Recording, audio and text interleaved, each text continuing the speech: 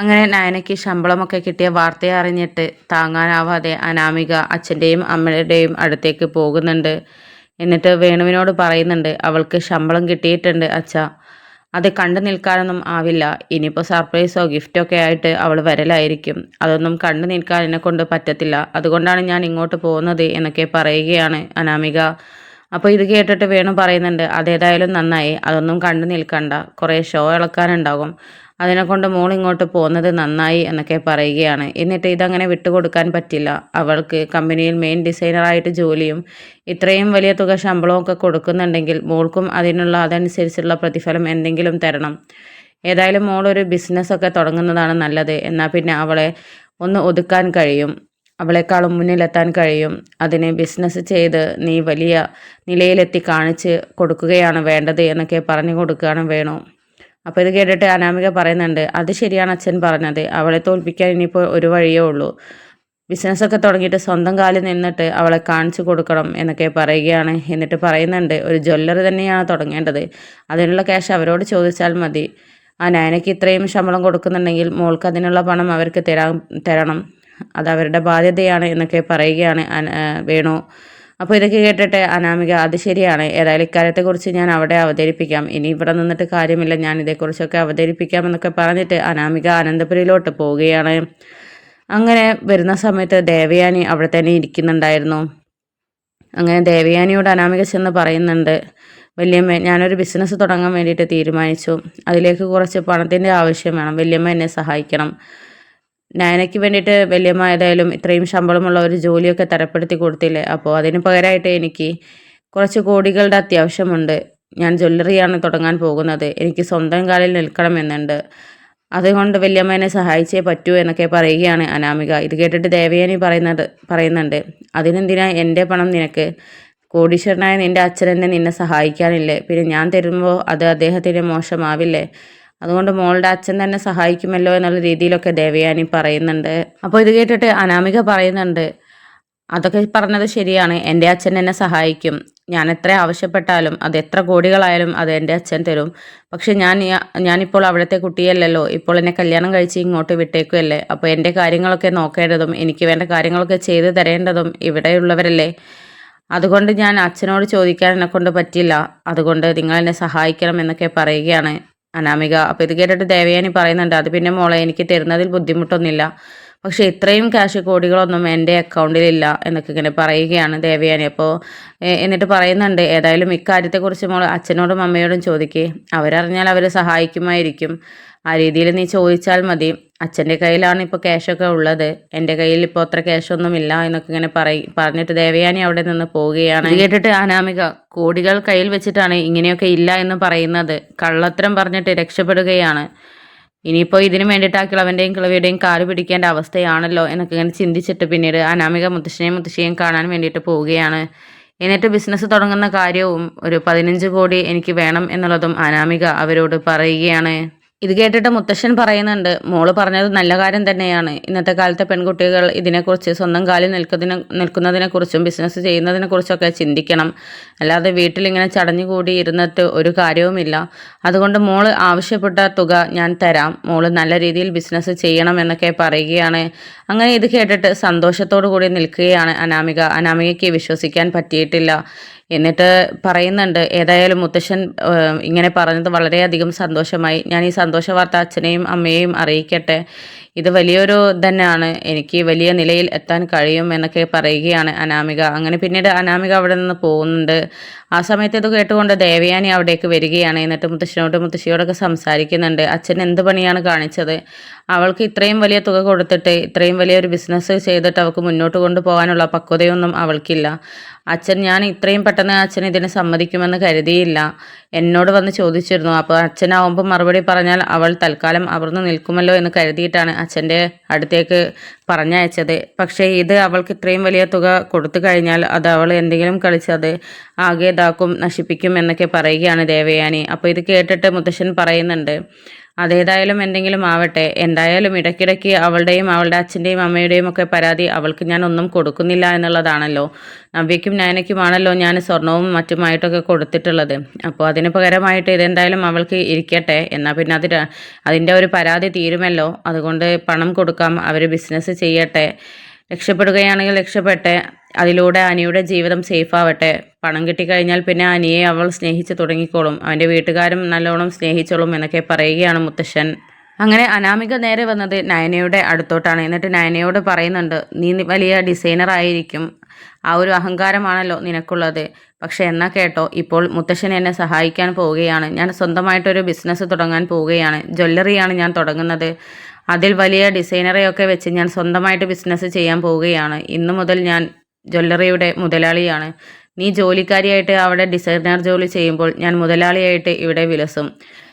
ദൈവം എൻ്റെ കൂടെയാണെടി, അല്ലാതെ നിന്റെ കൂടെയല്ല എന്നൊക്കെ പറഞ്ഞിട്ട് അനാമിക നയനയെ കളിയാക്കുകയാണ്. ഈ വാർത്ത കേട്ടിട്ട് നയനയാകെ ഞെട്ടി നിൽക്കുകയാണ്. എന്നിട്ട് അനാമികയോട് പറയുന്നുണ്ട്, നീ എന്തിനാ എന്നെ ജോലിയെക്കുറിച്ച് പറഞ്ഞ് കളിയാക്കുന്നത്?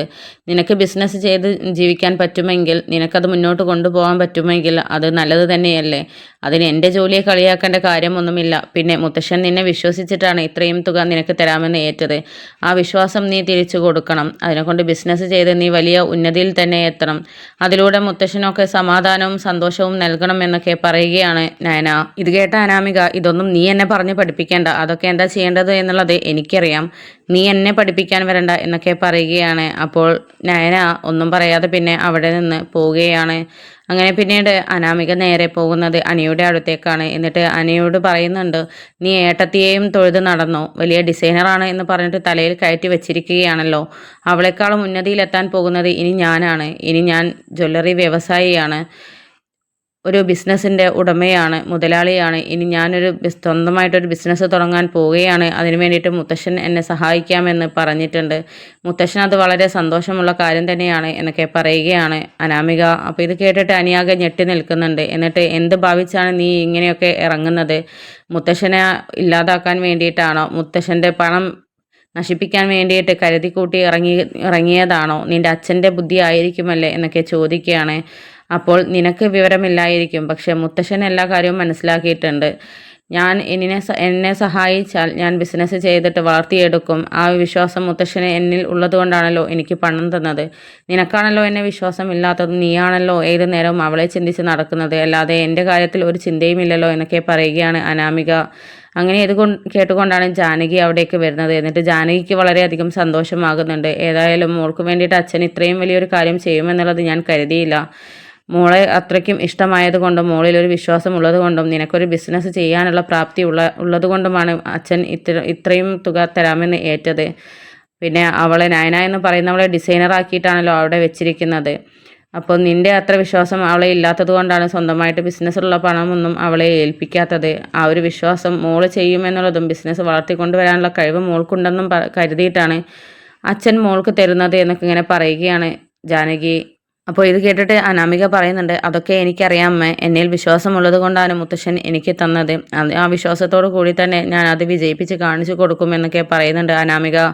എന്നിട്ട് ജ്വല്ലറിക്ക് ഏതായാലും ഞാൻ അനാമിക ഡിസൈൻസ് എന്നാണ് ഇടാൻ വിചാരിച്ചിരിക്കുന്നത്. എൻ്റെ പേരിൽ തന്നെ തുടങ്ങണം. അല്ലെങ്കിലും അച്ഛൻ പറയാറുണ്ട് എൻ്റെ പേരിന് വലിയ ഐശ്വര്യമാണ് എന്നുള്ളത്. അപ്പോൾ അതുകൊണ്ട് തന്നെ എൻ്റെ പേരിടാനാണ് അച്ഛനും അമ്മയും ഒക്കെ പറയുന്നത് എന്നൊക്കെ പറയുന്ന സമയത്ത് ജാനകി അത് എതിർക്കുന്നുണ്ട്. അതെങ്ങനെ ശരിയാവും മോളെ? അങ്ങനെ വന്ന് കയറിയവരുടെ പേരൊന്നും ഇവിടെ ജ്വല്ലറിക്ക് ഇടാറില്ല. അതുകൊണ്ട് അനിയുടെയും അല്ലെങ്കിൽ നമ്മുടെയും ആരെയും ബന്ധപ്പെട്ടിട്ടുള്ള ഒരു പേര് തന്നെ ഇട്ടാൽ മതി എന്നൊക്കെ പറയുകയാണ് ജാനകി. പക്ഷേ ഇത് കേട്ടിട്ട് അനാമികയ്ക്ക് അത്ര ഇഷ്ടപ്പെട്ടിട്ടില്ല. അങ്ങനെ പിന്നീട് പിറ്റേ ദിവസം മുത്തശ്ശൻ പണം കൊടുക്കാനായിട്ട് എല്ലാവരെയും വിളിച്ച് കൂട്ടുന്നുണ്ട്. എല്ലാവരുടെയും മുന്നിൽ വെച്ചാണ് അനാമികയ്ക്ക് പണം കൈമാറുന്നത്.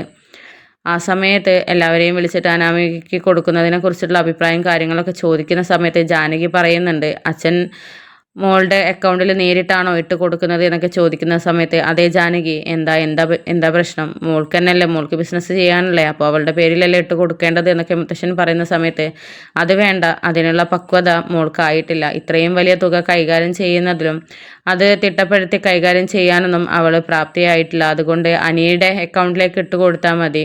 അനി അവളുടെ ഭർത്താവാണല്ലോ, അപ്പോൾ അവർ രണ്ടുപേരും കൂടെ തീരുമാനിച്ചിട്ട് നല്ല രീതിയിൽ അത് ചെയ്തോളും. അതുകൊണ്ട് അനിയുടെ അക്കൗണ്ടിലേക്ക് ഇട്ട് കൊടുത്താൽ മതി എന്നൊക്കെ പറയുകയാണ് ജാനകി. പക്ഷേ ഇത് കേട്ടിട്ട് അനാമികയ്ക്ക് സഹിക്കാൻ പറ്റിയില്ല. എന്നിട്ട് പറയുന്നുണ്ട്, അമ്മ എന്തൊക്കെയാണ് ഈ പറയുന്നത്? അനിയുടെ അക്കൗണ്ടിലാണ് ഇട്ടതെന്നുണ്ടെങ്കിൽ അനിക്ക് പിന്നെ അതിനെക്കുറിച്ചുള്ള യാതൊരു വിചാരവും ഉണ്ടാവില്ല. അല്ലെങ്കിലും ആദർശേട്ടൻ 1-2 ബ്രാഞ്ചിനെ നോക്കി ഏൽപ്പിച്ചിട്ട് എന്ത് കാര്യമാണ് അവൻ ചെയ്തിട്ടുള്ളത്? അവൻ കവിത എഴുതലും കഥ എഴുതലുമായിട്ടാണല്ലോ മുന്നോട്ട് പോകുന്നത്. അതുകൊണ്ട് ഇക്കാര്യവും അവനെ ഏൽപ്പിച്ചാൽ പിന്നെ എൻ്റെ ആഗ്രഹം നടക്കില്ല. അത് അങ്ങനെ നശിച്ചു പോവത്തേ ഉള്ളൂ എന്നൊക്കെ പറയുകയാണ് അനാമിക. അപ്പോൾ ഇത് കേട്ടിട്ട് ജാനകി പറയുന്നുണ്ട്, അതൊന്നും ശരിയാവത്തില്ല മോളെ. ഇവന് എല്ലാ കാര്യവും കൃത്യമായിട്ട് ചെയ്യാനും നിനക്ക് ഒരു ജ്വല്ലറി തുടങ്ങുന്നുണ്ടെങ്കിൽ അതിന് വേണ്ട കാര്യങ്ങൾ ചെയ്യാനും ഒക്കെ അവനറിയാം. കാരണം ആദർശിൻ്റെ കൂടെ നിന്നിട്ട് കാര്യങ്ങളൊക്കെ ചെയ്തു കൊടുത്തത് അനിയാണ്. അതുകൊണ്ട് അനി കൈകാര്യം ചെയ്തോളും. അച്ഛൻ മോളുടെ അക്കൗണ്ടിലേക്ക് ഇടണ്ട. വന്ന് കയറിയ പെൺകുട്ടികളല്ലേ, അപ്പോൾ ആ ഒരു രീതിയിൽ അവർക്ക് അതിനുള്ള പക്വത ആവുന്നല്ലേ ഉള്ളൂ. മോളുടെ സംസാരവും ഒക്കെ കൈകാര്യം ചെയ്യുന്നതിനെ കുറിച്ചൊക്കെ അച്ഛന് അറിയാവുന്നതല്ലേ. അതുകൊണ്ട് അനി കൈകാര്യം ചെയ്ത് കൊടുത്തോളും. മോൾക്ക് അതിനുള്ള പക്വതയാവാത്തത് കൊണ്ടുള്ള പേടി കൊണ്ടാണ് ഇത്രയും തുക അവളേക്ക് ഇടണ്ട എന്നൊക്കെ പറയുന്നത്. അപ്പോൾ ഇത് കേട്ടിട്ട് മുത്തശ്ശൻ പറയുന്നുണ്ട്, അമ്മായിയമ്മ തന്നെ മോൾക്ക് പക്വത ഇല്ല എന്ന് പറയുന്ന സ്ഥിതിക്ക് പിന്നെ ഇത്രയും കോടി തുക മോളെ എങ്ങനെയാണ് ഞാൻ കയ്യിൽ ഏൽപ്പിക്കുക? അവൾക്കൊരു ബിസിനസ് ചെയ്യാനുള്ള പ്രാപ്തിയാണോ എന്നുള്ളത് തെളിയുന്ന സമയത്ത് കൊടുത്താൽ മതിയല്ലോ. അതുകൊണ്ട് മോള് ആദ്യം ബിസിനസ്സിനെ കുറിച്ച് പഠിക്കുക, എന്നിട്ട് തരാമെന്ന് പറഞ്ഞിട്ടുള്ള ക്യാഷ് ഞാൻ തന്നോളാം. അല്ലാതെ വെറുതെ ഇത്രയും തുക അക്കൗണ്ടിലേക്ക് ഇട്ടിട്ട് ഒരു മുൻധാരണയില്ലാതെ തുടങ്ങിയിട്ട് കാര്യമില്ല. അത് വിജയത്തിലേക്ക് എത്തില്ല. അതുകൊണ്ട് ആദ്യം ഒരു പക്വതയോട് കൂടിയിട്ട് ബിസിനസ്സിൻ്റെ കാര്യങ്ങളെക്കുറിച്ചൊക്കെ മോള് പഠിക്കുക, എന്നിട്ട് ഞാൻ തരാമെന്ന് പറഞ്ഞിട്ടുള്ള ക്യാഷ് തന്നോളാം എന്നൊക്കെ പറയുകയാണ് മുത്തശ്ശൻ. അപ്പോൾ ഇത് കേട്ടിട്ട് അനാമികയ്ക്ക് ദേഷ്യം വരികയാണ്. എന്നിട്ട് ജാനകിയോട് പറയുന്നുണ്ട്, മുത്തശ്ശൻ എനിക്ക് തരാമെന്നുള്ളത് ഏറ്റാണ്. അമ്മയാണ് ഇപ്പോൾ അത് കുളമാക്കിയിട്ടുള്ളത്. എനിക്ക് അതിനുള്ള പക്വതയൊക്കെ വന്നിട്ടുണ്ട്, അതൊക്കെ ആയിട്ടുണ്ട്. അതിനെ കൊണ്ടാണല്ലോ ഞാൻ ഈ ഒരു ഇതിനെക്കുറിച്ച് ചിന്തിച്ചത്. ഒരു ബിസിനസ് ചെയ്യാമെന്നുള്ളത് എൻ്റെ മനസ്സിലേക്ക് വന്നത് ഞാൻ അതിനെക്കുറിച്ച് ചിന്തിക്കുന്നത് കൊണ്ടാണല്ലോ. ഇപ്പോൾ നിങ്ങൾ കാരണമാണ് ഇങ്ങനെയൊക്കെ സംഭവിച്ചത് എന്നൊക്കെ പറയുകയാണ് അനാമിക. അപ്പോൾ ഇത് കേട്ടിട്ട് ജാനകി പറയുന്നുണ്ട്, മോളെ മുത്തശ്ശൻ പറഞ്ഞത് ശരി തന്നെയാണ്. അതിനുള്ള പക്വത മോൾക്ക് ആയിട്ടില്ല. ആദ്യം ബിസിനസ്സിനെ കുറിച്ച് വ്യക്തമായിട്ടുള്ളൊരു ധാരണയിലും അതിൻ്റെ കാര്യങ്ങൾ എന്താണെന്ന് ചെയ്യേണ്ടത് എന്നുള്ളതൊക്കെ ആദർശേട്ടനോടും അതുപോലെ അനിയോടൊക്കെ ചോദിച്ചിട്ട് മോൾ മനസ്സിലാക്കി, എന്നിട്ട് തുടങ്ങിയാൽ മതിയല്ലോ. ഇടിപിടിയെന്ന് എടുത്ത് ചാടിയാൽ അത് ശരിയാവില്ല, അത് നാശത്തിലേക്ക് എത്തുകയുള്ളൂ. അത്രയും തുക നമുക്ക് നഷ്ടമാവുകയുള്ളൂ എന്നൊക്കെ പറയുന്നത് ജാനകി. പക്ഷെ ഇതൊന്നും കേട്ടിട്ട് അനാമിക കൂട്ടാക്കുന്നില്ല. അനാമിക ചൂടാവുകയാണ്. എന്നിട്ട് മുത്തശ്ശൻ പറയുന്നുണ്ട്, മോള് ചൂടായിട്ടൊന്നും കാര്യമില്ല, മോളുടെ നല്ലതിന് വേണ്ടിയിട്ടാണ് പറയുന്നത്. ഞാൻ തരാമെന്ന് പറഞ്ഞിട്ടുള്ളത് തരാം, പക്ഷെ ആദ്യം മോള് എന്തൊക്കെയാണ് ബിസിനസ്സിനെ കുറിച്ച് ചെയ്യേണ്ടത് എന്നുള്ള വ്യക്തമായിട്ടുള്ള ധാരണ എത്തണം. അതിനെക്കുറിച്ചൊന്ന് റിസർച്ച് നടത്തണം. എന്നിട്ട് അത് എനിക്ക് പറഞ്ഞു തരണം, എങ്ങനെയാണ് മോൾ ഉദ്ദേശിച്ചത് എന്നുള്ളത്. എന്നിട്ട് ഞാൻ പണം തരാം എന്നൊക്കെ പറയുകയാണ് മുത്തശ്ശൻ. അങ്ങനെ ഇത് കേട്ടിട്ട് ആകെ ചമ്മി നിൽക്കുകയാണ് അനാമിക.